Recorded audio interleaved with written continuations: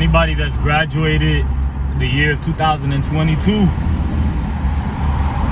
I strongly recommend you pick up a copy of the book Rich Dad, Poor Dad.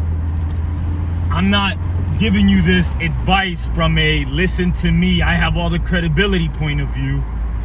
I am speaking this from a look at this nigga, he has what I don't want point of view.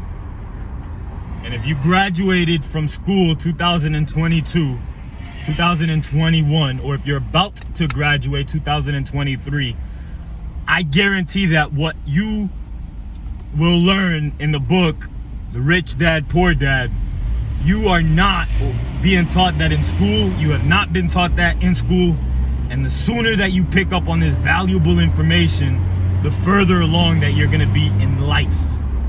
Pick up a copy. I am not affiliated. I don't get a commission for this. Go to Amazon and pick it up. It's Rich Dad, Poor Dad. I guarantee it's probably less than 12 bucks. I think it's like 8 bucks, 12 bucks, something like that. Pick it up. Pick it up, pick it up, pick it up today. Thank you. Thank you, because it's gonna affect our generation. I heard one of my virtual mentors, I was studying from him a lot earlier. I kind of, I backed off a bit.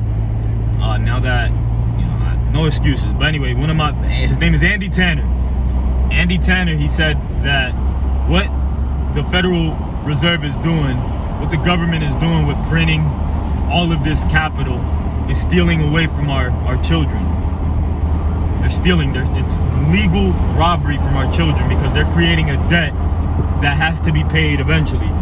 And who has to pay the debt? It's not going to be them. By the time it has to be paid, they're no longer going to be on earth. And a lot of their families are already set. They have assets in which work for them. These assets that they have usually appreciate with time.